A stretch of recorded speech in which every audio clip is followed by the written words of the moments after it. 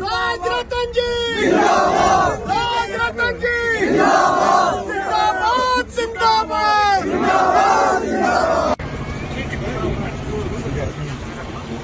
सब उधर सब उधर बड़े ही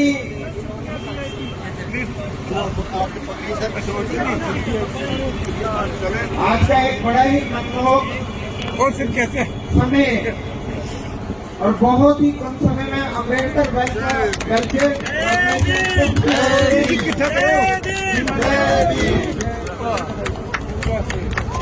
मुख्यमंत्री प्रयास किया is like a milk of lioness who drink will roar। लड़ाई लड़ी, सबसे पहले तो मैं उनको नमन करता हूं। मंच पर उपस्थित सभी मान्यवर और जिन्होंने मुझे यहां आमंत्रित किया, अंबेडकर वेलफेयर ट्रस्ट के गोविंद जी और उनके सभी साथियों को, और यहां पर उपस्थित सभी मेरे भाइयों को, बहनों को और माताओं को राजरतन अंबेडकर की तरफ से जय भीम। आज हम लोग यहाँ पर डॉक्टर बाबा साहब अंबेडकर जी के स्टैचू का अनावरण करने के लिए इकट्ठा हुए हैं। मैं आप सभी लोगों से ये कहना चाहूंगा, जब मैं जम्मू में उतरा, जम्मू एयरपोर्ट पे, तो दूर से जब मैंने जम्मू एयरपोर्ट को देखा तो जम्मू के नीचे लिखा हुआ था the land of temples. Jammu को लैंड ऑफ टेम्पल्स कहते हैं।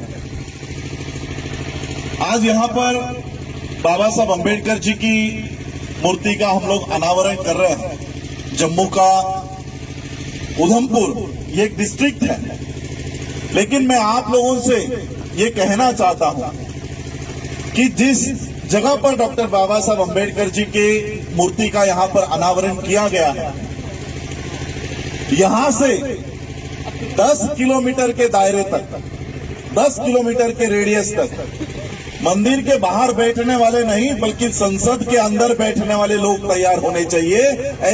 ऐसी क्रांति यहाँ पर आप लोगों को करनी होगी। प्रशासन में बैठने वाले लोग, न्यायपालिका के अंदर बैठने वाले लोग, chief justice of India supreme court के कुर्सी पर जाकर बैठने वाले लोग इस उधमपुर से यहाँ से तैयार होने चाहिए। ये बाबा साहब अंबेडकर जी की मूर्ति का अनावरण का सही मायने में बाबा साहब अंबेडकर जी को अभिवादन होगा। बाबा साहब अंबेडकर जी मूर्तियों में नहीं है, बाबा साहब अंबेडकर जी आज भी हमारे में जिंदा है, उनके राइटिंग और स्पीचेस में, उन्होंने लिखे हुए किताबों में। हम लोगों को उसे भी पढ़ना चाहिए। जैसे रजक जी ने कहा कि मूर्तियों को क्यों आवश्यकता होती है, क्योंकि ये हमें प्रेरणा देती है। जो हमारे इतिहास को भूल जाएगा वो कभी इतिहास रच नहीं पाएगा। आज जब हम जम्मू से निकले, 100 गाड़ियों का काफिला हमारे आगे पीछे था। 2 दिन पहले मैं बाबा साहब अंबेडकर जी का एक स्पीच जो मराठी में था उसे हिंदी में अनुवाद करने की कोशिश कर रहा था, लिख रहा था। बाबा साहब के कई सारे स्पीचेस हैं जो हमारे लोगों तक आए नहीं है, इसलिए मैं इंग्लिश के स्पीच, मराठी के स्पीच हिंदी में अनुवाद करके वो लोगों तक पहुंचाता रहता हूं। तब बाबा साहब अंबेडकर जी 1955 का ये स्पीच है, उसमें कहते हैं कि बचपन में जब मैं मेरी मां के साथ कपड़े खरीदने के लिए जाया करता था, उस समय पूरे भारत देश को जातिवाद ने जकड़ा हुआ था। पूरे ये सारे लोग जातियों में बैठे हुए थे, ये उच्च जाति का, ये नीच जाति का, निचले जाति में भी हजारों जातियां। बाबा साहब कहते हैं कि जब मैं अपनी मां के साथ कपड़े लेने के लिए जाया करता था तो हमें नए कपड़े लेने तक का अधिकार नहीं था। दूर से ही उस दुकानदार को पैसे रखने होते थे और वो दुकान वाला, कपड़े बेचने वाला, नया कपड़ा लेकर पहले उसे पानी में भिगोता था और फिर उसको कीचड़ में घस कर वो देता था। क्यों? क्योंकि इनको नए कपड़े पहनने का अधिकार नहीं है। जिस बच्चे को पूरे पैसे लेने के बावजूद भी नए कपड़े नहीं मिलते थे, उन्हीं बाबा साहब अम्बेडकर जी ने हमारे इतनी बदलाव कर दिए कि उन्हीं की तीसरी पीढ़ी आज कोर्ट में टाई में घूमती है। इतना बड़ा बदलाव बाबा साहब अम्बेडकर जी के कार्य का है। यही इतिहास हम लोगों को पता होना चाहिए, इसलिए ये स्टैच्यू यहाँ पर अनावरण किया गया है। गाड़ियां जब मैं देख रहा था कि आगे पीछे और उसके भी आगे 2 मिलिट्री की गाड़ियां हम लोगों को सिक्योरिटी देने के लिए चल रही थी। देखिए, मैं कोई राजनीतिक घराने से नहीं हूं, मैं भी एक मिलिट्री के घराने का ही बच्चा हूं। बाबा साहब अम्बेडकर जी के पिताजी, उनके भी दादाजी ये मिलिट्री में थे। बाबा साहब के पिताजी सूबेदार मेजर यहां तक पहुंच गए थे। जब बाबा साहब के पिताजी ने, जब ये सारे छोटे छोटे थे, बच्चे थे, बाबा साहब के पिताजी अलग अलग पोस्टिंग उनकी हुआ करती थी, तो ऐसे ही उनके पिताजी ने सोचा कि अभी बच्चों को छुट्टियां लग गई है, तो क्यों ना बच्चों को जहां पर उनकी पोस्टिंग हो गई है वहां पर बुला लिया जाए। इसलिए बाबा साहब के पिताजी ने, रामजी बाबा ने टेलीग्राम भेजा, अपने बच्चों के नाम टेलीग्राम भेजा कि तुम लोगों की अगर एग्जाम्स खत्म हो गई है तो छुट्टियों में मुझे मिलने के लिए यहां पर आ जाओ। आने से पहले मुझे टेलीग्राम कर देना कि कौन सी ट्रेन से आ रहे हो, कौन सी ट्रेन से आ रहे हैं। तो बच्चों को ये टेलीग्राम मिला, बाबा साहब को टेलीग्राम मिला।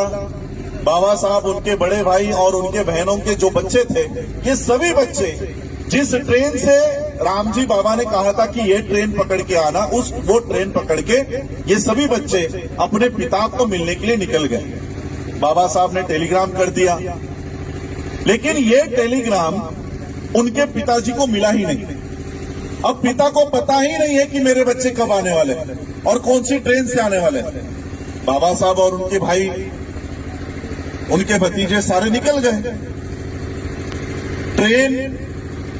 ट्रेन में बैठे, जहां पर बाबा साहब के पिताजी ने कहा था कि इस स्टेशन पे उतर जाओ, ये बच्चे वहां पर उतर गए और अपने पिता की राह देख रहे थे।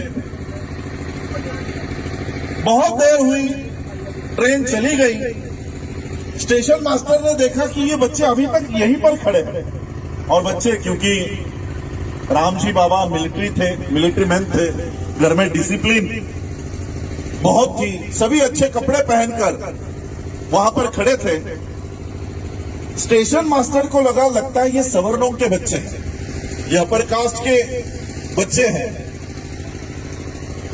शायद ये भूल गए हैं, भटक गए हैं। तो वो स्टेशन मास्टर बच्चों के पास आया। बच्चों के पास आकर उन्होंने पूछा कि कहां जाना है। तो बाबा साहब ने वो टेलीग्राम बताया कि हमें यहां पर जाना है, मेरे पिता मिलिट्री ऑफिसर हैं, उन्होंने हमको बुलाया है, शायद मेरा टेलीग्राम उनको नहीं मिला है, इसलिए वो हमें लेने नहीं आए। तो स्टेशन मास्टर ने, बगल में ही एक बैलगाड़ी वाला वहां पर खड़ा था, उस बैलगाड़ी वाले को बुलाया कि देखो ये मिलिट्री ऑफिसर के बच्चे हैं, इनको उनके पिता के पास छोड़कर आओ। बैलगाड़ी वाले ने कहा कि आ जाओ, मेरी गाड़ी में बैठ जाओ। सभी बच्चे गाड़ी में बैठ गए और रामजी बाबा ने जो एड्रेस दिया था वहां के दिशा के लिए ये बैलगाड़ी शुरू हो गई। बैलगाड़ी शुरू होने के बाद उस बैलगाड़ी वाले ने बच्चों से बात करना शुरू कर दिया। बच्चों से बात करते करते उस बैलगाड़ी वाले को पता चला कि ये तो निचले जाति के बच्चे हैं, ये तो अछूतों के बच्चे हैं, ये मेरे गाड़ी में कैसे बैठ गए। उस बैलगाड़ी वाले ने बैलगाड़ी रोकी और सभी बच्चों को गालियां देकर नीचे उतार दी कि अभी के अभी मेरे गाड़ी से नीचे उतरो। मुझे लगा तुम लोग सवर्णों के बच्चे हो, अच्छे कपड़े देखकर मैं फंस गया। उस बैलगाड़ी वाले ने सभी बच्चों को नीचे उतारा। बाबा साहब ने कहा चाहिए तो ज्यादा पैसे ले लो, लेकिन हमें हमारे पिता के यहां छोड़ दो। ज्यादा पैसे के लालच में बैलगाड़ी वाले ने कहा कि ठीक है, लेकिन तुम लोग अछूतों के बच्चे हो, इसलिए मैं तुम्हारे बगल में बैठ नहीं सकता। मैं बैलगाड़ी में बैठूंगा, तुम बैलगाड़ी के पीछे चलते चलते आना। बैलगाड़ी के पीछे चलते चलते आना। 10 किलोमीटर हो 15 किलोमीटर, पता नहीं कितना लंबा सफर था। सभी बच्चे बैलगाड़ी के पीछे चलते चलते जा रहे थे। थोड़ी देर बाद बाबा साहब को प्यास लग गई।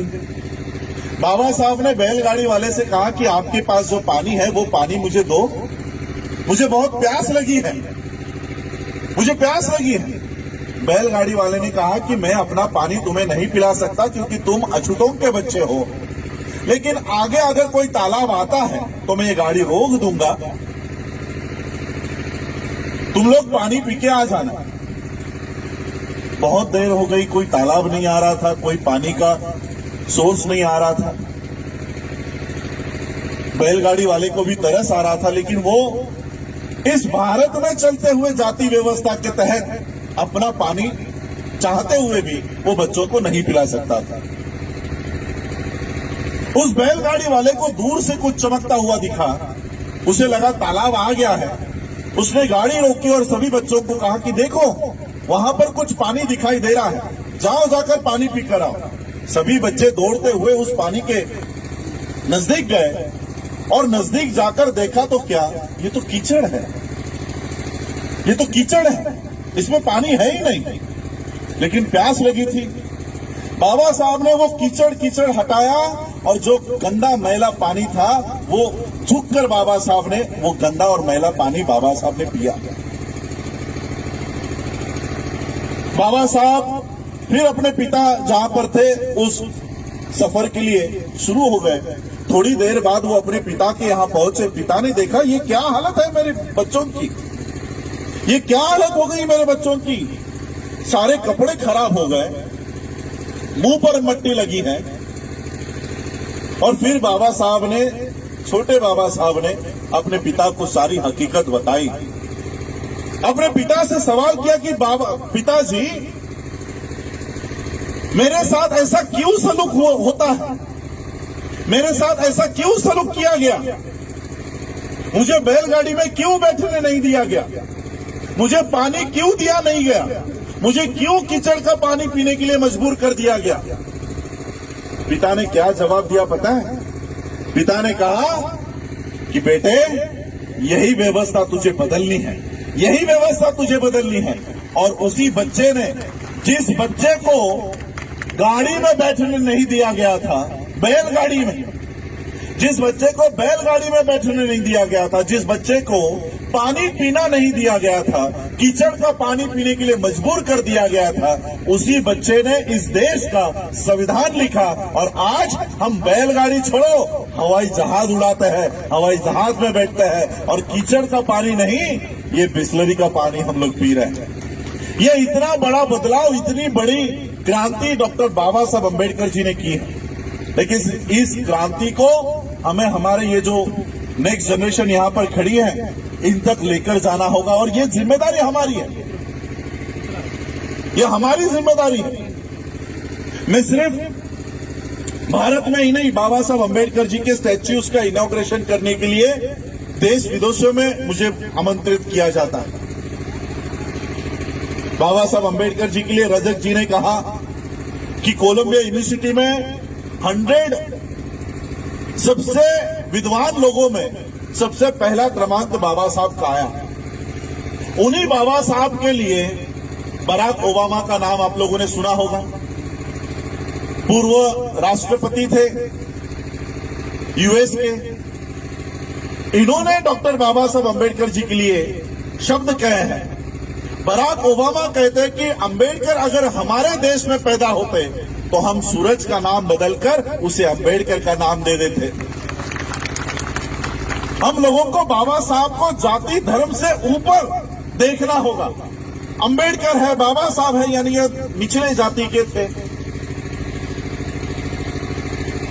इस देश में मैं आप लोगों को बताना चाहूंगा, इस देश में अगर सबसे बड़ा कोई राष्ट्रवादी है, देशभक्त है, तो वो डॉक्टर बाबा साहब अम्बेडकर है। बाबा साहब अम्बेडकर जी ने कहा कि मेरे हित की और समाज के हित की जब बात आएगी तब मैं अपने हितों को नहीं, समाज के हितों को पहला महत्व दूंगा। लेकिन जब समाज के हित की और देश के हित की बात आएगी तब मैं देश के हित को पहला प्राधान्य दूंगा। बाबा साहब ने हम लोगों को जाते जाते कहा है कि हम पहले बौद्ध हैं, हम पहले हिंदू हैं, हम पहले मुसलमान हैं, हम पहले सिख हैं। ये भावना अपने आप में मत रखो। हम पहले इस देश के नागरिक हैं, हम पहले इस देश के लोग हैं, हम पहले भारतीय हैं, हम पहले इंडियन हैं। ये भावना अपने आप में जगाओ, ये भावना अपने आप में होनी चाहिए। लेकिन ये भावना आज भी हम लोगों में तैयार नहीं होती। मुसलमानों के ऊपर अगर कोई अन्याय होता है, अत्याचार होता है, तो हम कहते जाने तो वो मुसलमानों के लिए हो रहा है, हमारा क्या लेना देना। सिखों के लिए अगर कुछ उनके ऊपर अन्याय होता है तो बाकी के लोग कहते जाने तो वो सिखों का आपस का मसला है, वो आपस में देख लेंगे। हिंदुओं के ऊपर अगर कुछ होता है तो हम बाकी के लोग कहेंगे वो हिंदुओं का आपस का मामला है। ऐसे ही अगर हम विभाजित होते रहे तो फिर से वो गुलामगिरी हम लोगों के ऊपर वापस आ जाएगी। इसलिए हम लोगों को एक होकर लड़ना है। दुश्मन की कोई जाति नहीं होती, कोई धर्म नहीं होता। इसलिए हम लोगों को एक होकर ये लड़ाई लड़नी होगी। बाबा साहब ने जब इस देश को संविधान दिया, संविधान का पहला पन्ना प्रियम्बल देखो, बाबा साहब ने कहीं नहीं लिखा we the Hindus of India, we the Buddhist of India, we the Sikh of India या we the Christian of India. Baba Saheb ने लिखा we the people of India. हम भारत के लोग, हम लोगों को ये भारतीय तो हम लोगों में जगाना होगा। मैं अपने युवा लोगों से कहना चाहूंगा, बाबा साहब ने जब उनका संगठन बनाया, सबसे पहला संगठन जब उन्होंने बनाया तो उस संगठन का एक मोटो दिया, उस संगठन का एक ब्रीद वाक्य दिया, to educate and to organise. इसको हम हिंदी में कहते हैं शिक्षित करो। बाबा साहब ने हमारे ऊपर एक बहुत बड़ी जिम्मेदारी देकर गए। हमें हमारे समाज को शिक्षित करना होगा। हम क्या कर रहे हैं? शिक्षित बनो।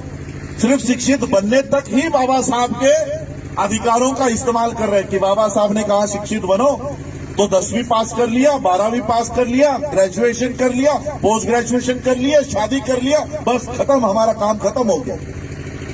बाबा साहब ने कहीं नहीं कहा कि शिक्षित बनो।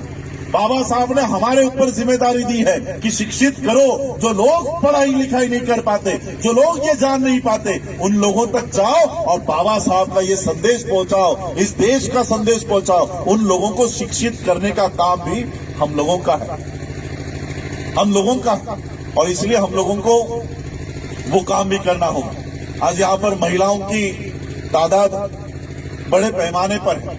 मैं आप लोगों को भी कहना चाहूंगा, बाबा साहब जब अपनी पीएचडी कर भारत लौट रहे थे, अपनी डिग्री पूरी करके बाबा साहब जब लौट रहे थे, तब बाबा साहब के कार्यकर्ताओं ने, बाबा साहब के चाहने वाले लोगों ने मुंबई में बाबा साहब अम्बेडकर जी का एक सत्कार समारोह रखा कि बाबा साहब जैसे ही बोर्ड से उतरेंगे उनका हम सत्कार करेंगे।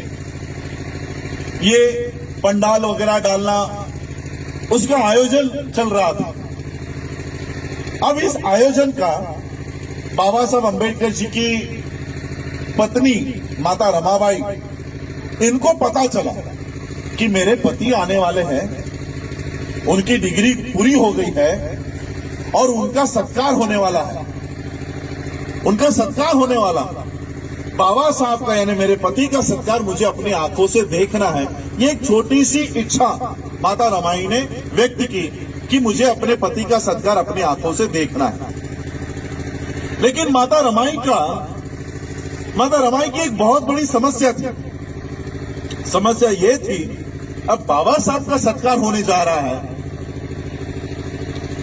तो उनके सत्कार में मैं क्या पहनकर जाऊं, क्योंकि जो साड़ी माता रमाई ने पहनी हुई थी वो 7 जगहों से फटी हुई थी। अब इतने विद्वान व्यक्ति का सत्कार होने जा रहा है और उनकी पत्नी ऐसे फटे साड़ी में जाए, लोग बाबा साहब को नाम रखेंगे कि अपनी पत्नी को देखो किस हालात में रखे। अब माता रमाई सोच में डूबे कि अपने पति का सत्कार कैसे देखें। तो माता रमाई को याद आया कि छत्रपति शाहू महाराज जी ने उनका सत्कार करते समय एक पगड़ी उनको पहनाई थी और वो पगड़ी माता रमाई ने संभाल कर एक ट्रंक में रखी हुई है। माता रमाई ने वो ट्रंक खोला, वो पगड़ी जहां जहां पर साड़ी फटी हुई है वहां वहां पर लपेट कर बाबा साहब का सत्कार देखने के लिए गए। अब बाबा साहब का सत्कार जहां चल रहा था वहां पर ऊपर आकर बैठने के बजाय माता रमाई एक पेड़ के पीछे छुप छुप कर बाबा साहब का सत्कार देख रही थी। अब बाबा साहब का ध्यान पूरे समाज पर। उन्होंने इतने भीड़ में देखा कि मेरी पत्नी वहां पर पेड़ के पीछे छुप छुप कर मेरा सत्कार देख रही है और वो छुप कर ही क्यों देख रही है, इसकी वजह भी बाबा साहब को पता चली कि माता रमाई आगे क्यों नहीं आ रही, मंच पर क्यों नहीं आकर बैठ रही, पहले रो में आकर क्यों नहीं बैठ रहे। बाबा साहब को इसकी वजह पता चली। बाबा साहब का सत्कार पूरा हुआ, बाबा साहब मंच से नीचे उतरे और उस पेड़ की दिशा में चलते हुए गए। बाबा साहब ने माता रमाई का अपने हाथ अपने हाथ में लिया और माता रमाई से कहा, रामू। बाबा साहब माता रमाई को प्यार से रामू कहा करते थे। रामू, मुझे अगर तेरे अकेली का संसार करना होता तो मैं सोने जैसा करता। मुझे अगर तेरे अकेली का संसार करना होता तो मैं सोने जैसा करता, लेकिन मुझे मेरे इस समाज का संसार खड़ा करना है, इसलिए मैं तुझे न्याय नहीं दे पाया, इसलिए मैं तुझे न्याय नहीं दे पाया। आज उन्हीं माता रमाई के त्याग के वजह से हमारी हालात में इतने बदलाव हो गए हैं कि अभी कबाट अगर हम खोलते हैं, कबोर्ड खोलते हैं कि धड़ाम करके साड़ियां गिर जाती हैं। ये माता रमाई के त्याग की वजह से आज इस देश के महिलाओं के हालात में इतना बदलाव हुआ है। कई सारे मुद्दों पे अनेक वक्ताओं ने कहा, लेकिन मैं आज जम्मू के धरती पर हूं। सभी लोगों ने वुमेन एम्पावरमेंट के लिए कहा। आप कभी, क्योंकि कंट्रोवर्शियल मुद्दा है, मैं ज्यादा उसके ऊपर बात नहीं करूंगा। आप कभी बाबा साहब का रेजिग्नेशन गूगल पे पढ़ा हुआ कि बाबा साहब ने रिजाइन क्यों दिया? 1954 में मंत्री पद का इस्तीफा बाबा साहब ने दिया है। महिलाओं के लिए हिंदू कोड बिल के लिए तो आपने, रजक जी ने कह दिया, लेकिन बाबा साहब ने 3-4 मुद्दों की वजह से इस्तीफा दिया है। जिस दिन जम्मू के लोग, मैं जम्मू के लोग कह रहा हूं, जम्मू का हिंदू, जम्मू का बौद्ध, जम्मू का मुस्लिम, जम्मू का रविदासिया नहीं कह रहा हूं, जिस दिन जम्मू के लोग बाबा साहब का वो इस्तीफा पढ़ेंगे, मैं गारंटी देता हूं कि जम्मू का एक ही नेता होगा, वो है डॉक्टर अंबेडकर। आज भी इस देश का नाम, आज भी इस देश की पहचान विश्व में अगर होती है तो वो अंबेडकर इंडिया से होती है। मैं अभी सब अंबेडकर जी का स्टैच्यू ऑस्ट्रेलिया के कोर्ट रूम में है। ऑस्ट्रेलिया में कोर्ट है, मूट कोर्ट नाम का कोर्ट, जिसमें केसेस नहीं चलती हैं, जिसमें एडवोकेट्स को और जिसमें जजेस